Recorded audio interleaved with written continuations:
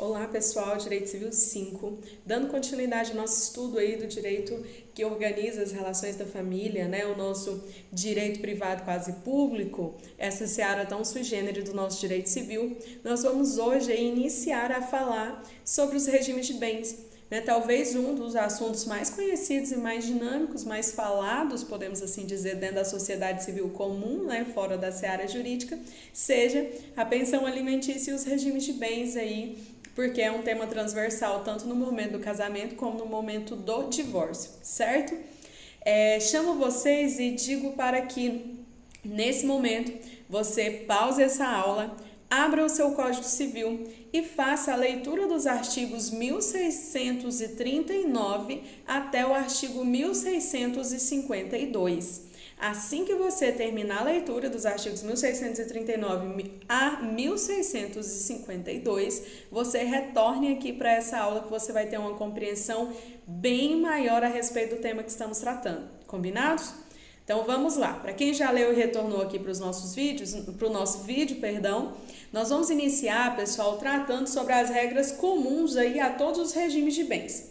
Primeiro eu quero que vocês anotem um conceito do que é regime de bens. Esse conceito é da minha doutrinadora favorita, né? De modo íntimo chamo ela de MHD, mas vocês sabem que é a Maria Helena Diniz. Então, a nossa querida MHD, ela fala que o regime de bens é um conjunto de normas aplicáveis às relações e interesses econômicos resultantes do casamento. Então, os regimes de bens, eles vão existir como um conjunto de normas que serão aplicáveis às relações e interesses econômicos resultantes do casamento. Então, tudo aquilo que é de interesse econômico que resulta da relação do casamento. É para isso que existe, então, os regimes de bens, certo? Dentro dessa conjuntura generalista, então, que nós estamos iniciando o nosso estudo, eu vou iniciar a tratar com vocês sobre os nossos princípios fundamentais dos regimes de bens. Então, anotado o conceito, anotem aí agora princípios fundamentais dos regimes de bens. O nosso primeiro princípio a ser analisado é o princípio da variedade, o princípio da variedade do regime de bens. O que é isso? Existem vários regimes, né? Nós temos 4 regimes tipificados no nosso Código Civil e o cidadão comum, ele tem aí a opção ou a depender da situação de fato, como nós já sabemos, né? Os maiores de 70 anos, aquele que se encontra em uma causa suspensiva, aqueles que casam por uma situação em que ainda há uma possibilidade de se prejudicar economicamente um terceiro, temos a sanção econômica. Então, algumas situações as pessoas serão impostas, será de modo impositivo a opção do regime de bens. Em outros casos, né, a maioria dos casos, você pode escolher. Então, o primeiro princípio é o princípio da variedade de regimes de bens, porque nós temos vários regimes de bens e a depender da situação que ele será aplicado, ok? O nosso segundo princípio aí fundamental dos regimes de bens é o princípio da liberdade dos pactos antinupciais. Ou seja, você tem uma livre escolha do regime de bens de acordo com o artigo 1639 do Código Civil, né? Ou você pode dispor de modo diverso aí, realizando um contrato, né, de pacto antinupcial que você vai fazer antes do casamento. O artigo 1639, gente, ele nos diz o seguinte: é lícito aos nubentes, aqueles que estão para se casar, antes de celebrar o casamento, estipular quanto aos seus bens o que lhes aprouver. Então, nós podemos aí, de fato, escolher, com as exceções dos regimes obrigatórios, que está lá no artigo 1641, as possibilidades, né? Que são aí as pessoas que contraem com inobservância das causas suspensivas a celebração do casamento, as pessoas com mais de 70 anos e todos os que dependerem de suprimento judicial para se casarem. São todos assuntos que nós já estudamos e que nós sabemos que tem a imposição de um regime de bem, ok? O terceiro princípio fundamental aí dos regimes de bens é o princípio da imediata vigência do regime de bens, Isso está previsto no artigo 1639, no parágrafo 1º, e diz que o regime de bens entre os cônjuges começa a vigorar desde a data do casamento. Então, casou-se, começa aí a ter a vigoração do regime de bem escolhido, ok, pessoal? Outro princípio aí fundamental dos regimes de bens é o princípio da mutabilidade justificada do regime adotado. O que é isso, professora? É o seguinte: existe a possibilidade de mudança do regime já no curso do casamento. Você já se casou, optou pelo regime, mas quer mudar, né? E você pode mudar, há essa possibilidade, porém nós vamos ter que atender a alguns requisitos. Que requisitos são esses? Vontade de ambos os nubentes, os dois devem querer fazer essa mutabilidade.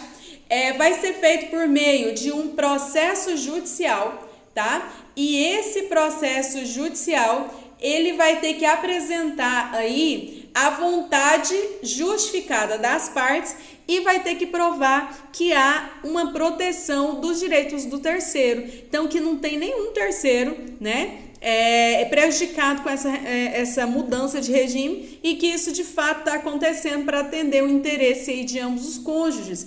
Então, está lá no parágrafo 2º do nosso artigo 1639.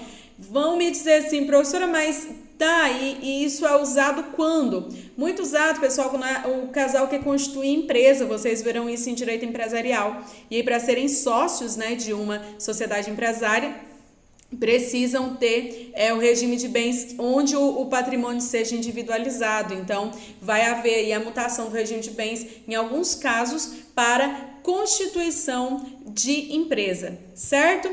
Nós vamos agora, organizando o caderninho de vocês aí, anotem, né? Eu creio que vocês estão anotando, coloquem aí regras gerais acerca dos regimes de bens, ok? Vamos organizar então aí. O regime legal, que também é chamado de regime supletivo, é o regime da comunhão parcial de bens. Então, sempre que nós falarmos assim, fulano casou pelo regime legal, ou o regime supletivo é o regime da comunhão parcial de bens, está lá no artigo 1640, que fala que se a pessoa não escolher um outro regime, o que se aplica é o regime aí da comunhão parcial de bens, né? De forma que até mesmo na união estável, se não tem um pacto antinupcial, vai ser aplicado o regime da comunhão parcial de bens, tá? A forma de escolha do regime é feita no pacto antinupcial, de acordo com o parágrafo único do artigo 1640, que diz o seguinte: poderão os nubentes, no processo de habilitação, optar por qualquer dos regimes que este código regula. Quanto à forma, reduzir-se-á a termo a opção pela comunhão parcial, fazendo-se o pacto antinupcial por escritura nas demais escolhas. Então, se a gente não opta ou não faz uma escritura à parte, né, que seria aí esse pacto antinupcial, escolhendo um regime diferente, o que vai prevalecer é o regime da comunhão parcial de bens, ok? O caso de obrigatoriedade aí dos regimes que nós já vimos, né, na parte inicial, da pessoa com mais de 70 anos, necessidade de suprimento judicial, ou quando casa com inobservância das causas suspensivas, o artigo 1641 fala para nós que as pessoas que o contraírem com inobservância das causas suspensivas, da celebração do casamento, da pessoa maior de 70 anos e de todos que dependam para se casar de suprimento judicial, a redação do nosso artigo 1641, que fala da obrigatoriedade do regime de separação de bens, ok? Nós temos uma súmula muito importante dentro do direito de família, galera, que é a súmula 377 do STF, que diz que no regime de separação legal de bens comunicam-se os adquiridos na constância do casamento. Então, basicamente, quando você casa no regime de separação legal, o objetivo maior é proteger o patrimônio que a pessoa já tenha, tá? E aquilo que será adquirido na constância do casamento será partilhado na proporção que cada um contribua para aquela aquisição. Então, teoricamente, quando você fala que você é casado na separação de bens ali, hoje praticamente impossível você sair dessa relação sem ter contribuído com a aquisição de alguma coisa aí que se deu após o matrimônio, tá? Então você tem sim a participação proporcional àquilo que você ajudou a construir, mesmo no regime de separação de bens. Então comunicam-se os bens adquiridos na constância do casamento, isso de acordo com a redação da súmula 377 do STF. Tranquilos? Vamos continuar? Nós temos aí uma observação muito interessante, que é chamado de outorga conjugal, né? Chamada também de outorga uxória marital. O que é isso? É quando há a necessidade da autorização ou do consentimento do cônjuge, tá, para realizar a prática de determinados negócios jurídicos. Então, em alguns casos, em alguns negócios, será necessário a outorga uxória, outorga conjugal ou outorga marital. Sempre que vocês verem isso em alguma situação, é porque a pessoa tem o patrimônio que se comunica e para realizar aquele negócio específico, precisa-se dessa outorga, dessa assinatura, que é uma espécie aí de autorização ou de consentimento do outro cônjuge para que o negócio jurídico possa ser realizado, certo? Alguns atos aí que necessitam da autorização da outorga do outro cônjuge, isso vai se dar aí apenas no regime de comunhão universal, comunhão parcial ou de participação nos aquestos, né? A outorga conjugal ou a outorga uxória marital, nós conseguimos visualizar no artigo 1647, tá? Então, vocês façam aí a leitura do artigo 1644, que vocês verão as situações aí que necessitam, por exemplo, doações de bens comuns, tá? Algumas outras coisas que vocês verão aí, quando é um litígio judicial, garantias, tá? Quando você vai prestar aval, por exemplo, certo?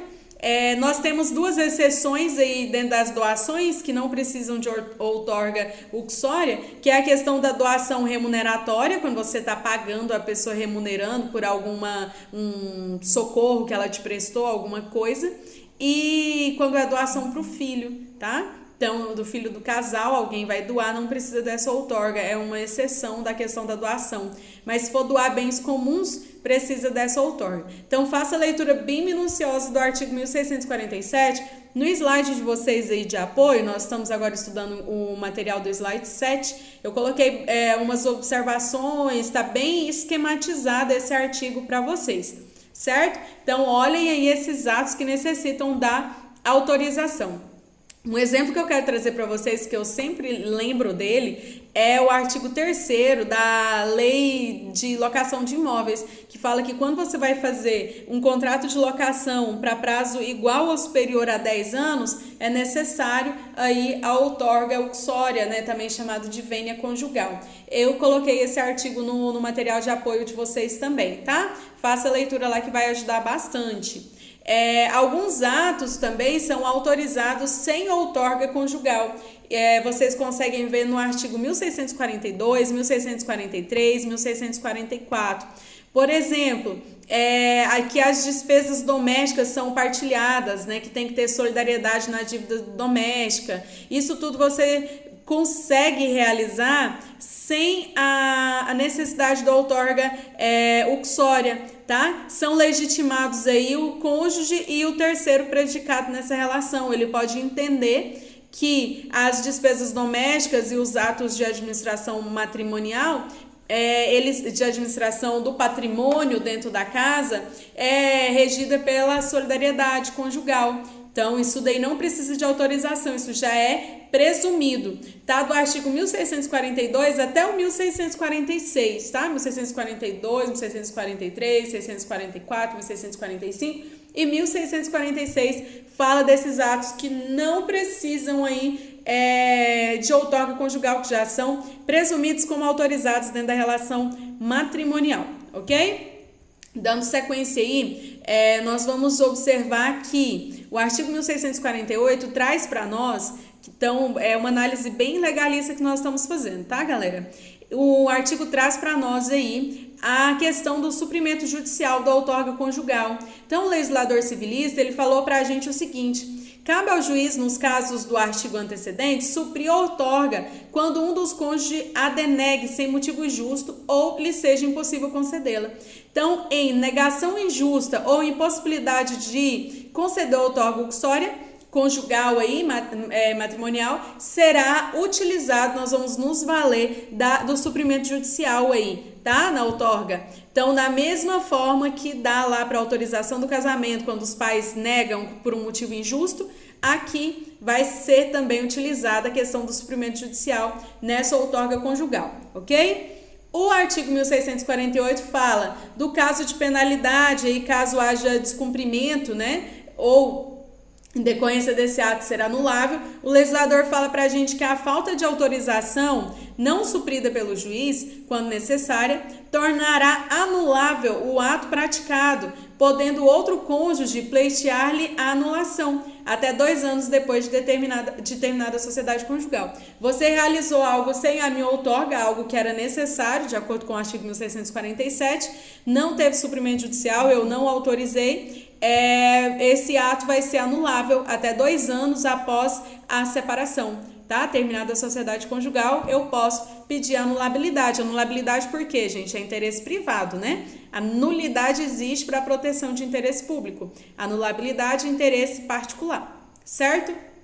Sobre a legitimidade em relação a essa outorga, o artigo 1650 fala que a decretação de invalidade dos atos praticados sem outorga, sem consentimento ou sem suprimento do juiz, então está totalmente irregular, não teve outorga, não teve consentimento, não teve suprimento do juiz, só pode ser demandada pelo próprio cônjuge, né, a quem cabia concedê-la, ou pelos seus herdeiros aí representando seus direitos em questão de falecimento, certo, pessoal? Nós vamos agora tratar da questão da administração dos bens.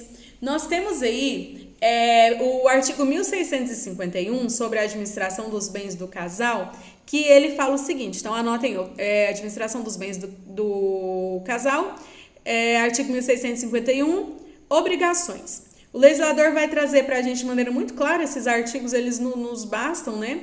Ele fala que quando um dos cônjuges não puder exercer a administração dos bens que lhe incumbe, segundo o regime de bens, caberá ao outro. Então, se está ali sob a minha administração e eu não posso, cabe ao meu cônjuge, né? Eu vai ter que realizar os seguintes atos: gerir os bens comuns e os do consorte, alienar os bens móveis comuns, alienar os imóveis comuns e os móveis ou imóveis do consorte mediante autorização judicial.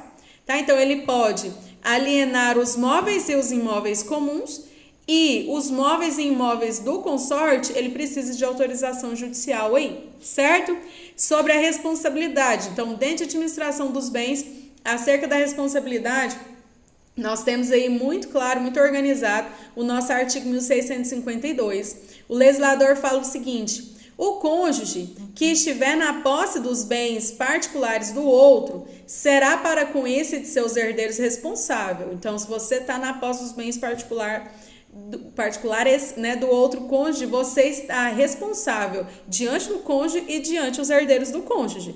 Como que? Como usufrutuário, se o rendimento for comum, então tem direito ao usufruto dos rendimentos comuns. Como procurador, se tiver mandato ali expresso ou tácito para os administrar. E como depositário, né, se não for usufrutuário nem administrador, então ele está ali recebendo esse bem em depósito, tem que devolver posteriormente, tá? É importante fazermos uma análise aí de situações especiais, como as que está no nosso artigo 1570 e dando continuidade aos nossos estudos, que o artigo fala o seguinte: se qualquer dos cônjuges estiver em lugar remoto ou não sabido, encarcerado por mais de 180 dias, interditado judicialmente ou privado episodicamente de consciência, em virtude de enfermidade ou de acidente, o outro exercerá com exclusividade a direção da família, cabendo-lhe a administração dos bens. Então, se esse cônjuge estiver impedido por razão de doença, incapacidade transitória, se ele estiver preso por mais de 180 dias, a administração da família e dos bens ficar ao cargo do outro cônjuge ali nessa relação. Certo, pessoal? Nós finalizamos aqui a análise da nossa primeira parte do conteúdo, que são esses assuntos generalistas mesmo sobre o regime de bens. Na nossa próxima aula, nós daremos início ao estudo do pacto antinupcial e trataremos também possivelmente do regime de comunhão parcial de bens.